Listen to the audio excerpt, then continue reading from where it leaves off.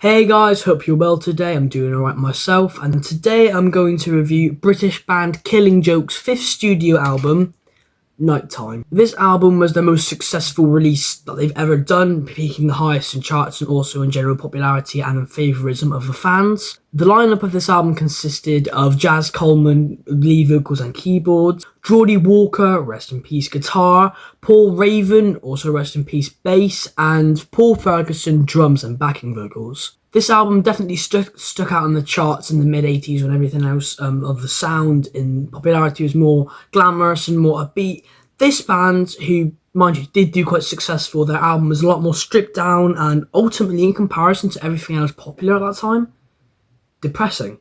This album did receive minor criticisms for being often considered, compared to their previous work, too boring, but in general, the overall fan base did agree that this album was their favourite or one of their favourites. So without further ado, let's get straight into the review. So this album is my favourite Killing Joke album, and I have heard other albums, by the way, okay? So just clear on that. I think the drastic change between the earlier albums and releases in their discography to this one, I think is very clever and very unique, and it's almost sort of goes well with the zeitgeist of how the 80s was sort of evolving, and especially in the music scene, especially with Killing Joke being such a big form of popularity. Songs on this album like Darkness Before Dawn and Multitudes carry this very slow, depressing weight of, pounding drums and painful sounding vocals from the phenomenal Jazz Coleman. Other songs like Kings and Queens in 80s are more upbeat and more rockier, sort of almost harking back to their previous releases but with more of the nighttime production sound.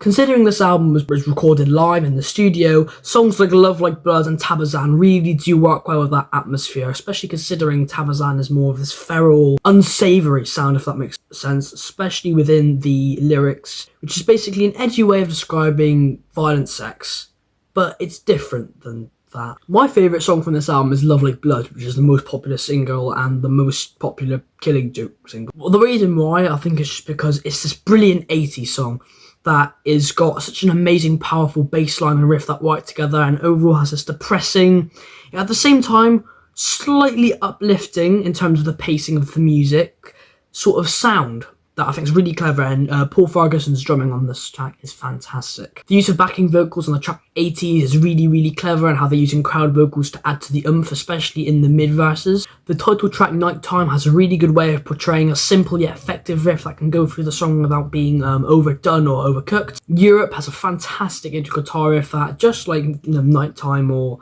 stuff like Kings and Queens, is a very, very simple riff that is really effective and has this great sense of melancholy melody. Overall, this album is quite consistent. I can still see why some critics at the time viewed the album as boring. I personally don't think this album is boring. I think it's a beautiful journey of listening through this, wall of melancholy sound.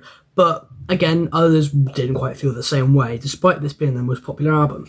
From the track Tabazan and onwards, more or less just before the last track, 80s, the album does sort of, in terms of the whole pacing of the album, comes together in the slower and, again, as retrospectively boring sounds.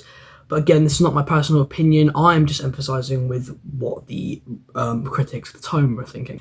This specific version I have here, which is the remastered with bonus tracks version from 2007, dedicated to the bassist Paul Vincent Raven, has 9 bonus tracks, comparing quite drastically to the original album only having 8 tracks. The bonus tracks are really, really interesting, such as loads of Kid Jensen sessions of songs from the album and songs not featured on the album but previously released. And it also has very good, B-sides and A-sides, for example, A New Day and Blue Feather. It also features the Gestalt mix of Love Like Blood, which is basically a different mix of Love Like Bloods, basically, and Geordie's dub mix of Kings and Queens, which is a very interesting, differently layered version of the original studio track. So with the review and overview out of the way, let's get into the unboxing.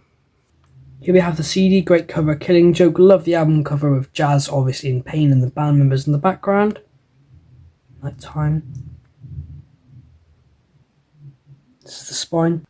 The back features the same design as the original version, but just with the added bonus tracks. Inside it says on the back of the booklet, dedicated to our brother Paul Vincent Raven. And a very almost retro looking disc design. Behind the disc is the same pattern as on the back of the CD. The contents of the booklet, we have the cover, Back. This version does feature a retrospective of the singles and the success of the album, so the front and back artwork of Kings and Queens, Love Like Blood. Inside we have more of the analog Gasalt mix and the 80s single. Here we have the lyrics, just put onto a blank background. Finally, here we have the huge credits page.